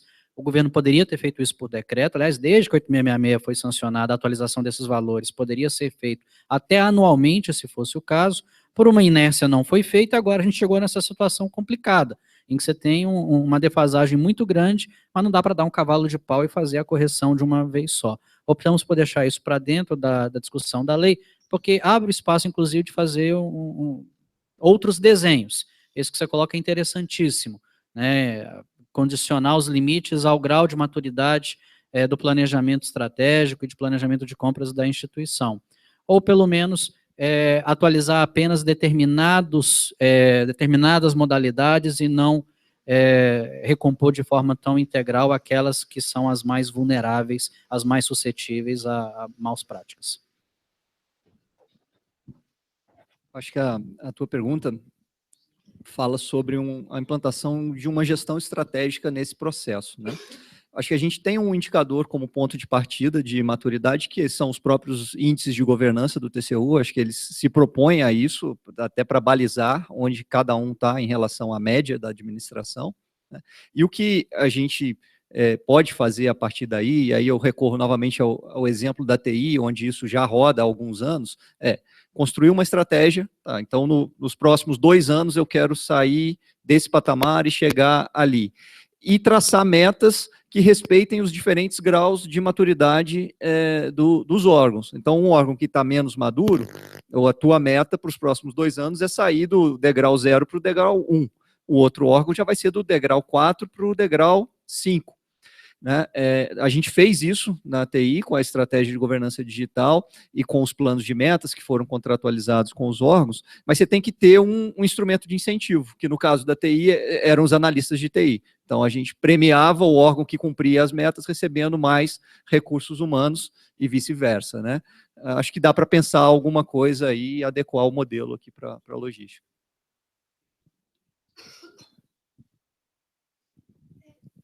Bem rapidinho, ele falou em implantar trilhas de implantação da governança. Eu só queria comentar, eu acho que esse é o único meio sustentável de se implantar a governança, né? Porque se você quer colocar tudo ao mesmo tempo, aquilo não se sustenta e logo, logo cai por terra. Bom, até pelo nosso horário, né? Eu vou fugir um pouquinho só do meu papel de moderador e vou tentar rapidamente dar um insight nisso aí, sobre as trilhas, né? Eu entendo que sim, são 8 variáveis, né, independentes que a gente tem. Dessas 8, 4 poderiam seguir uma trilha tranquilamente. Primeiro, a gestão de riscos, porque ela faz o diagnóstico. Então, assim, é o começo, é a porta de entrada. A gestão de risco faz um diagnóstico, inclusive, do resto. E vai te dar uma legitimidade melhor das linhas de ação que você vai querer. Um risco que eu fraciono. Qual o resultado? Fazer um plano de compras. Então, eu diria assim, primeiro, a gestão de riscos. Das 4 variáveis que você pode fazer uma trilha a gestão de riscos, o plano anual de compras, gestão estratégica de compras e PLS. Então, primeiro a gestão de riscos, depois o plano anual de compras. Não é o ideal, porque ele teria que ser um desdobramento da gestão estratégica, mas ele é o que a gente consegue pensar em curto prazo. Então, faça um plano anual de compras. Depois entra com o PLS, que a sustentabilidade tem que casar logo com ele. E o quarto seria a gestão estratégica de compras. Esse seria o padrão. Só que, em paralelo, você tem que tocar pessoas, estrutura e sanções. Entendeu? Então, isso aí teriam que ver como que seria, né, mais ou menos. Gente, até pelo horário aqui, né, eu queria agradecer aqui a todos os debatedores. Eu até pensei assim, vou pedir desculpa por colocar uma pergunta de repente, não, mas é isso mesmo, né, a pergunta tem que ser esse negócio mesmo e pronto. E esse negócio assim, o cara fica feliz por entregar um negócio, pelo amor de Deus, né, tá? Depois a gente conversa esse negócio aí. Pô, tá. Eu queria realmente agradecer todo, eu acho que fica um debate que saiu do lugar comum. Queria convidar todos vocês aí, né, a comparecer à palestra da tarde. A primeira da tarde é a palestra do Tiago, né, que ele vai falar sobre uma das inovações aqui da IN, né, o pagamento pelo fato gerador e a conta vinculada. Depois a gente tem uma palestra do Márcio Medeiros, da FUNPRESP, sobre credenciamento. Eu, particularmente, me despeço da jornada aqui, né, voltarei para as minhas férias, como estou no momento, e realmente eu acho que, como o Eduardo até mandou uma mensagem ontem, né, espero que seja realmente um evento que tenha vindo para ficar e para suprir uma agenda aqui de debates em Brasília, né? Então, vida longa a jornada e muito obrigado a todos.